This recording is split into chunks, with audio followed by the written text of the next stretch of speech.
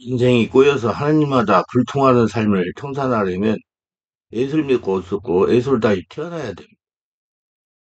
과거에 얽매여 살면서 꼬인 인생을 풀 수가 없습니다.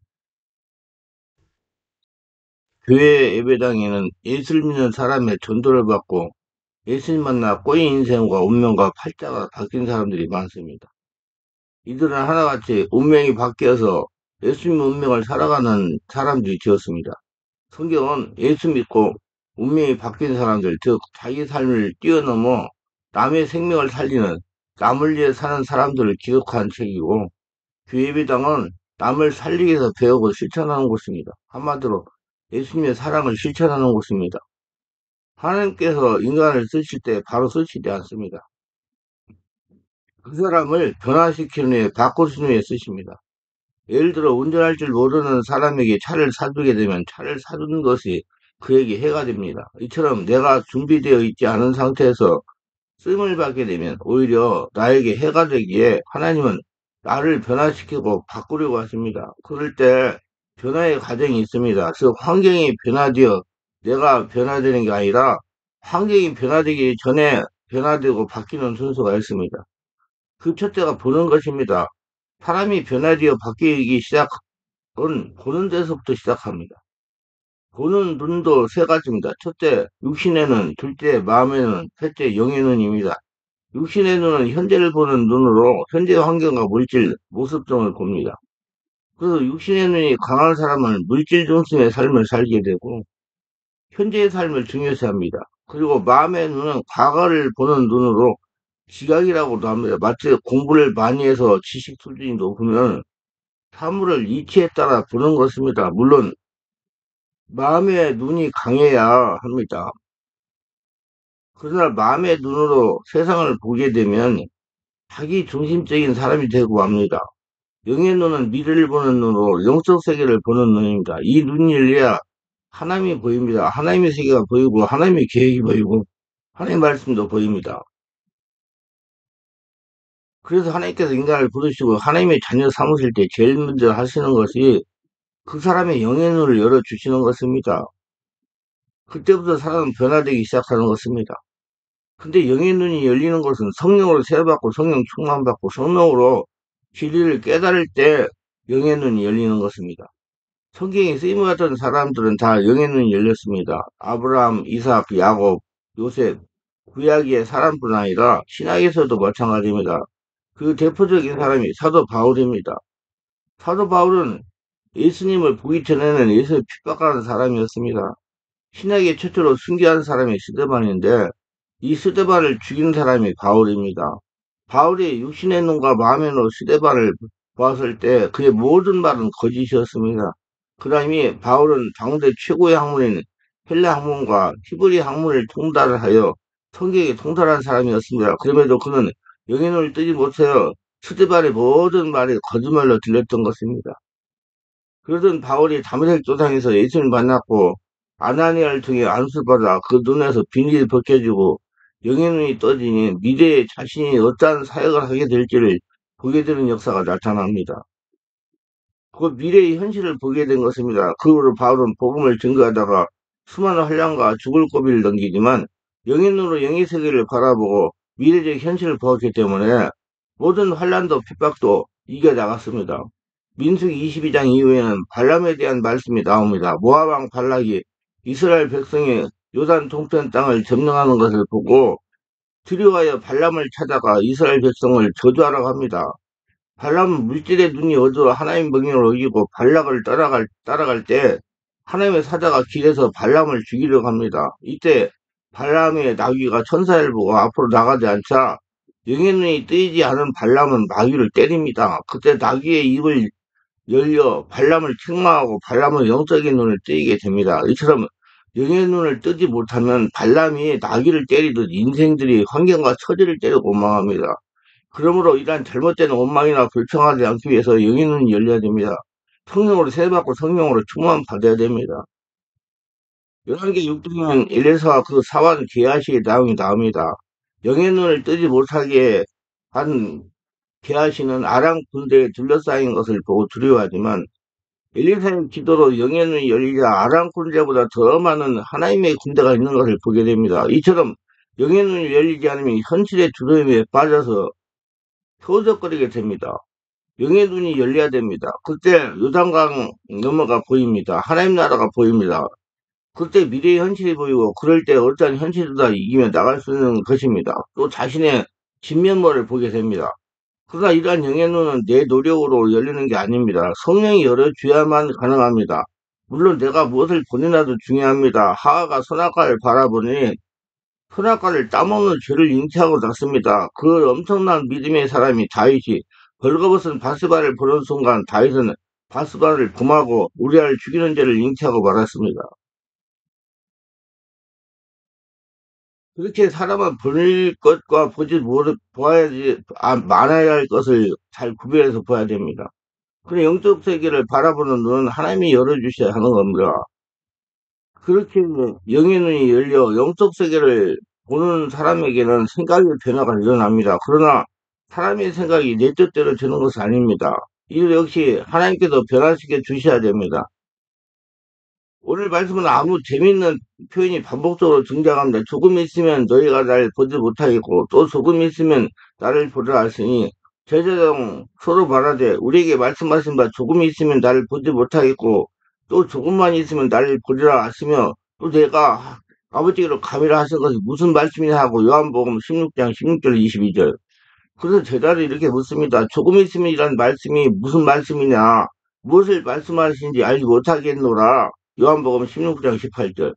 여기 반복된 조금 있으면 하신 말씀은 그리 중요한 내용을 다룰 이유가 없는 것인데 다락방 강화의 말씀 중에 상당히 중요한 의미를 가지고 자꾸 되풀이되고 있습니다. 사실 그것은 그리스도께서 친히 이루실 대속사역을 가르치는 것입니다. 어떻게 조금 있으면 대속사역을 위하여 십자가를 지고 죽을 것이고 그리고 부활하실 것입니다. 그러나 제자들은 지금 상태는 그걸 모르고 있는 것입니다. 예수님이 하실 일에 대해서 제자들이 모르고 있다는 것을 되풀이하여 기록하는 이유가 무엇일까요? 그는 제자들이 예수 그리스도에 대해 요구하며 기대하고 있는 것과 예수께서 제자에게 이루어주시려고 하는 것에 어떤 차이가 있는가를 보여주는 것입니다. 그건 오늘날 신자들의 모습과 별반 다르지 않습니다. 내가 진실로 너희에게 이르노니 너희는 공하고 애통하겠으나 세상은 기뻐하리라. 너희는 근신하겠으나 너희는 근심의 소리여 기쁨이 되리라. 요한복음 16장 20절. 우리는 항상 주님께 근심과 슬픔의 일을 없게 해주시고 기쁜 일을 달라고 요구합니다. 그러나 주님은 슬픔이 변하여 기쁨이 되게 만드십니다. 지금 내가 근심스러워하는 일이 사실 기쁜 일이라고 는 시각의 영적 변화를 요구하고 계십니다. 우리의 기대에 맞는 기쁨을 주시지 않는다고 말씀하시는 겁니다. 너희는 마음에 근심하지 말라. 하나님 믿으니 또 나를 믿어라. 내 아버지 집에 거할 곳이 많도다. 그렇지 않으면 너희에게 일렀으리라. 내가 너희를 위하여 거처를 예비하러 가노니 가서 너희를 위하여 거처를 예비하면 내가 다시 와서 너희를 내게로 영접하여 나 있는 곳에 너희도 있게 하리라. 요한복음 14장 1, 3절. 주님은 제자리에 근심하고 있는 걸 잘 아십니다. 그러나 주님은 그들의 근심을 없이 하고 그들의 기대를 채워주는 것으로 그들을 기쁘게 하는 것이 아니라 주님 자신을 알고 계시는 것, 그러나 제자들은 모르고 있는 것, 그 일에 오셨고 십자가를 지심으로 아버지께서 자기의 뜻을 이루어 하시는 것, 그것이 바로 나 있는 곳에 너희를 영접하기 위한 것이라고 하십니다. 그러나 제자는 그것보다 주님이 잡히시고 대신 속죄의 사역을 이루시는 것을 근심거리고 그래서 원치 않은 일이라 생각하여 다른 것을 기대하고 있는 것입니다. 노마가 이르되 주여 어디로 가시는지 우리가 알지 못하거늘 그 길을 우리가 어찌 알겠사옵나이까. 요한복음 14장 5절. 주님께서 하신 말씀에 대한 도마의 질문의 요지는 주님께서 도대체 뭘 하려고 그러시는지 모르겠다는 겁니다. 도대체 뭘 그런 일을 하려고 그러시라는 겁니다. 인간적인 눈을 가지고 생각을 가지고 있으니 예수님의 생각을 알 수가 없는 것입니다. 예수님께서 십자가를 돌아가신 후 엠마오 내려가던 두 제자의 대화를 보십시오. 우리는 이 사람이 이스라엘 속량할 자라고 바라노라. 누가복음 24장 21절. 배달이 바라는 것은 이 십자가를 지시는 사건이 아니라 주님이 메시아라면 도마 대국을 물리치고 이스라엘을 정치적으로 회복시키시고 자기들의 고난과 환란, 가난에서 잘 살게 해줄 거라고 생각한 것입니다. 그러나 주님은 십자가를 지러 오셨고 우리의 영적인 문제를 해결하러 오셨고 우리를 하나님의 자녀가 되게 하시게 도우셨는데 제자들은 끊임없이 육체적인 문제에 대한 기대로 예수님께 요구하시는 겁니다. 그 사람들이 예수의 행하신 이 표적을 보고 말하니 이는 참 세상에 오실 그 선지자라 하더라. 그러므로 예수께서 그들이 와서 자기를 억지로 붙들어 임금으로 삼으려 하는 줄 아시고 다시 혼자 산으로 떠나가시니라. 요한복음 6장 14, 15. 그래서 이 사람들은 구약에 그토록 예언한 그 선지자, 그 메시아인 줄 알고 그분을 왕으로 삼아 정치, 경제, 사회를 평화롭고 행복하게 하고 잘 먹고 잘 살다가 통과하게 해주는 분으로 만들려고 싶었던 것입니다. 그래서 예수님은 저들의 손을 피해가지고 혼자 산으로 떠나가신 것입니다. 너희가 찾는 것은 표적을 본 까닭이 아니요 떡을 먹고 배부른 까닭이로다. 썩을 양식을 이러지 말고 영생을 드리는 양식을 위하여 하라. 이 양식은 인자가 너에게 주리니 인자는 아버지 하나님께서 인치신 자니라. 요한복음 6장 27절.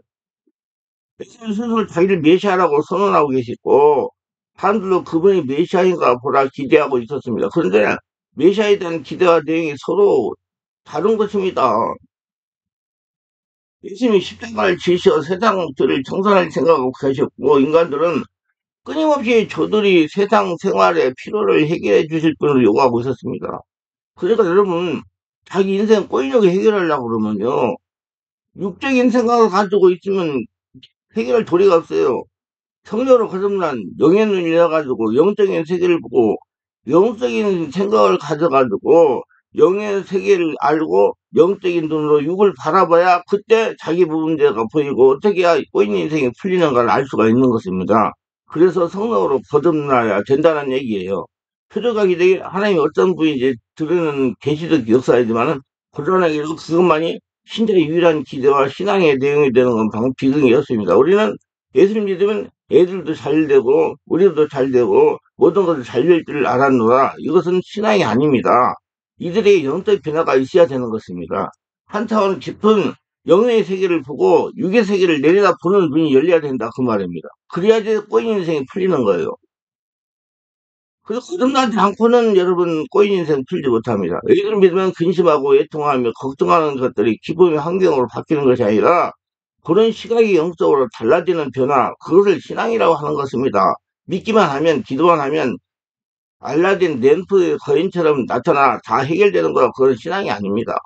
오늘날 신자도 십자가 비의인지라 다 기억해서 지워버리고 이제 큰 능력과 기적을 일으키는 예수님만을 기억하려는 사람이 많습니다. 떡을 먹고 배부른 까닭으로 예수님을 찾아 임금으로 삼으려는 것입니다. 영적인 시각에 변화는 필요 없고 지금 당장 우리의 문제들을 해결해 주시는 분으로만 요구합니다. 특이한 것은 십자가 이후 부활을 하신 후에도 제자들의 마음이 요지부동 움직이지 않습니다. 돌아가셨다가 부활하신 주님을 만났는데 제자들은 더 있게 묻습니다. 그들이 모였을 때 예수께 여쭙되 이르되 주께서 이스라엘을 회복하시며 이때니까 사도행전 1장으로 마치 극적인 역전승한 기분으로 흥분하여 신바람 나서 말합니다. 이제야말로 때가 된 것이군요. 때가 그때는 몰랐습니다. 그때가 아니라 이제 하시려는 그러시는군요. 이제는 저희도 겁이 안 납니다. 예수께서 이렇게 대답하십니다. 때와 시기는 아버지께서 자기의 권한에 주셨으니 너희가 알 바 아니오. 사도행전 1장 7절. 저들의 본능적인 육체적 수를 깨뜨리기가 참으로 어렵습니다. 영적인 것은 본능이지만 영적인 것은 생리적인 것이 아니기 때문입니다. 근데 성령 세례가 임해야 깨지는 거예요. 여러분 다 성령 세례 받으세요. 그래가지고 영의 눈을 열어서 그 육의 문제가 왜 왔는지 알아야 여러분 꼬인 인생이 풀리는 겁니다. 그러나 예수님이 바로 그 일을 하시러 오신 것입니다. 세상적인 시각에서 보던 그 근심을 이제 영적인 시각으로 한 차원 더 깊은 차원의 시각으로 바꾸시려고 오신 겁니다. 하나님을 바라보며 그를 목표로 삼는 시각을 말합니다. 그러나 그것이 아무에게나 되는 일이 아닙니다. 우리들이 예수께 대해 놀라워하며 수군거리는 것을 들은 바리새인들이 예수님을 잡으려고 아랫 사람들을 보냈습니다. 예수께서 이르시되 내가 너희와 조금 더 있다가 나를 보내신 이에게로 돌아가겠노라. 너희가 나를 찾아도 만나지 못할 터요 나 있는 곳에 오지도 못하리라 하시니 요한복음 7장 34절. 이 말씀은 대제사장들과 바리새인들에게 하신 말씀입니다. 저들은 도무지 영적 세계와 신분에 있어서 같지 있지 않으실 것입니다. 그런데 노마가 엉뚱한 질문을 하고 있지만 저들에게는 하신 말씀을 유의해 보세요. 조금 있으면 세상은 다시 나를 보지 못할 것이로되 너희는 나를 보리라. 이는 내가 살아있고 너희도 살겠으며 요한복음 14장 9절. 이 분명히 그어진 선을 보시죠. 여러분 어느 쪽에 있습니까? 여러분에게 선택을 요구하는 것이 아닙니다. 부마가 이르되 주여 어디로 가시는지 우리가 알지 못하기는 그 길을 우리가 어찌 알겠사옵나이까. 요한복음 14장 5절. 엉뚱한 질문만 하던 제자들에게 허락하신 은혜가 참으로 놀랐습니다. 너희는 나를 보리라. 이는 내가 살아있고 너희도 살아있겠습니다. 요한복음 14장 19절. 우리를 살리시기 위해 십자가에 돌아가신 것입니다. 한참 깊은 사람이 되기 위해서 십자가에 돌아가신 거예요. 꼬인 인생을 풀기 위해서 십자가에 돌아가신 겁니다. 그래서 믿는 우리 사주와 팔자가 바뀌는 겁니다. 예수님의 사주와 팔자를 살고 있는 겁니다. 우리는 바리새인들과 제사장들을 부려야 다른 존재들에게 이 자리에 있는 것입니다. 우리가 지금 다 같이 부른 예수, 십자가 이전에 예수는 믿는 자도 안 믿는 자도 다 보았습니다. 근데 십자가 이후에 부활하신 예수는 믿는 자는 보되 믿지 않는 자는 보지 못하는 영역으로 들어가신 것입니다. 한 차원 깊은 차원 영의 세계에 들어가야 보이는 거예요. 성령으로 보이는 거예요. 이걸 이제 여러분 꼬임 문제가 해결이 됩니다. 명예 차원에서 꼬임 문제가 해결되는 거예요. 늘어난 보는 예수가 아니라 그분께서 하신 사역의 믿음으로 연장되는 영의 세계로 들어가는 자들만 거듭난 자들만 보는 차원으로 들어가실 그렇게 할 사역을 이제 이루신 거라는 말씀입니다. 조금 있으면 부활하신 예수는 모두가 다 볼 수 있는 것이 아닙니다. 참 신자들만 그분을 볼 것입니다. 믿음에 늘어나면 볼 것이기 때문이요. 우리가 지금 모일 때마다 살아계신 하나님 앞에서 예수께서 살아계셔 성령 안에서 우리와 함께 계심을 보고 있습니다. 우리가 선택한 것이 아니라 예수께서 그렇게 초대하셨고 선택하셨고 그를 이루셨기 때문입니다. 문제는 그렇게 된 신분에 걸맞는 삶을 살고 있느냐 하는 면에서 따지면 전혀 아니라는 것입니다. 여전히 십자가에 돌아가시기 이전에 예수님을 보기 원하는 그 자리를 고집하고 있는 것입니다. 그러니 믿는다고 말하면서 뜻밖의 어리석은 요구를 하고 있는 것입니다. 그렇게밖에는 요구할 줄 모르는 신앙이 되어가고 있는 것입니다. 이제 사도행전 2장 예전에 보던 예수님과 다르게 보게 된 제자들의 모습을 보게 됩니다. 이 예수를 하나님의 살리신 자라 우리가 다 일의 증인이다. 하나님의 오른손으로 예수를 높이심에 그가 약속하신 성령을 아버지께 받아서 너희가 보고 들은 이것을 부어주셨느니라. 그런즉 이스라엘 온 집안은 확실히 알지니 너희가 십자가에 못 박은 이 예수를 하나님의 주와 그리스도가 되게 하셨느니라 하시니라. 사도행전 2장 32, 36절. 도망가고 숨어 다닌 베드로가 세상 앞에서 당당하게 서서 너희가 잡아 죽인 예수가 사실은 하나님의 아들이며 메시아였다고 외치고 있습니다. 표치 위협에서 비겁하게 부인하던 베드로 그를 위협하던 살벌한 분위기가 완화되거나 세상이 바뀐 것도 아닙니다. 오히려 더 악화되거나 근심의 같은 조건과 한계임에도 불구하고 베드로가 달라졌음을 눈에게 보셔야 됩니다. 예수를 믿어 내가 사는 삶의 환경과 조건이 바뀌기를 바라는 것만큼 어리석은 것은 없습니다. 주님은 우리 환경과 조건을 절대 다르게 하시지 않습니다. 이튿날 관리들과 장로들과 서기관들이 예루살렘에 모였는데 대제사장 안나스와 가야바와 요한과 알렉산더와 및 대제사장의 문중이 다 참여하여 사도들을 가운데 세우고 묻되 너희가 무슨 권세와 이름으로 이 일을 행하느냐. 이에 베드로가 성령이 충만하여 이르되 백성의 관리들과 장로들아 너희가 모든 이스라엘 백성을 알라. 너희가 십자가에 못 박고 예수님이 죽은 자 가운데서 살리신 나사렛 예수 그리스도의 이름으로 이 사람을 건강하게 되어 너희 앞에 섰느니라. 이 예수는 너희 건축자들이 보낸 돌려서 집 모퉁이의 머릿돌이 되었는데 다른 사람으로서 구원을 받을 수 없나니 천하 사람 중에 구원을 받을 만한 다른 일을 우리에게 주신 일이 없느냐 하셨더라. 이것이 민간에 더 퍼지지 못하게 그들을 위협하여 이후에는 이 이름으로 아무에게도 말하지 말게 하자고 하고 그 이름을 불러 경고하고 도무지 예수 이름으로 말하지도 말고 가르치지 말라니 주여 이제 그들의 위협함을 굽어보시었고 또 종들로 하여금 담대히 하나님의 말씀을 전하게 하여 주었으며 손을 내버려 병을 낫게 하옵시고 표적과 기사가 거룩한 종 예수 일이 이루어지게 하옵소서 하더라. 사도행전 4장 5절 30절. 이 놀라운 기사를 읽으면서 발견하는 것은 저들이 처한 환경과 조건과 분위기가 조금 더 개선되지 않았다는 것입니다. 이제 더 이상 협박과 위협이 저들을 근심하게 못하고 있음을 보셨습니까? 협박과 근심케 하는 것들을 변하여 기쁨이 되어짐을 보셨습니까? 모든 근심에 나쁜 환경에 대해 오히려 기뻐합니다. 이게 바뀐 사람들이에요. 성령으로 거듭난 사람. 이게 돼야 여러분 인생 꼬이는 것이 풀어집니다. 한탄건 기쁜 거. 여러분, 내가 이 얘기하면 좀 이상하게 생각하실지 모르지만 세상 사람들이 허다하다 안 되면 누구 찾아갑니까? 무당 찾아가다녀. 한자기 깊은 타운에 가서 뭘 보려고 그러는 거예요. 근데 무당한테 가면 갈수록 인생은 꼬이는 거예요. 우리나라 돌아간 곳에 무당한테 해가지고 지금 얼마나 꼬였는가. 인생이 망가져 버렸잖아요. 왜 모르기 때문에 자꾸 뭐 한타면 깊은 사람한테 물어보려고 그래. 이게 여러분들이 성령으로 거듭나면 여러분이 자신의 모든 것을 성령의 영적인 세계 영인으로 보게 해가지고 고치게 해가지고 인생을 바꾸게 하신단 말이에요. 그래서 예수 믿고 죽고 예수를 태어나 성령의 지배 인도받고 예수 인생을 살아야 여러분 꼬이는 인생이 바뀌는 거예요. 이 말을 잘 이해를 하셔야 됩니다. 한참 깊은 단계가 들어가야 된다 이 말이에요. 하나님의 뜻이 이루어지는 그 일에 부름을 받은 것을 얼마나 감사하고 있습니까? 근심이 반하여 기쁨이 된 겁니다. 요한복음 10장 20절에 말씀대로 된 겁니다. 우리의 신앙이 이렇게 바뀌어야 됩니다. 내가 진실로 지금 너에게 이르니 너희는 곡하고 애통하겠으나 세상을 기뻐하리라. 너희는 근심하겠으나 너희는 근심의 소리여 기쁨이 되라. 요한복음 16장 20절. 여러분이 왜 예수를 믿으십니까? 무엇을 위해 믿기를 시작했습니까? 그 시작이 무엇을 해도 상관없습니다. 그러나 이제는 스스로 자신에게 물어야 됩니다. 그 목표가 무엇입니까? 그래서 알게 된 예수, 그래서 알게 된 하나님, 그래서 말미암아 여러분 인생이 지금 무엇을 목표로 하고 있습니까? 여러분 무엇을 감사하고 있으며 하나님의 사람으로 책임져 않는 일이 무엇인지 발견하고 계십니까?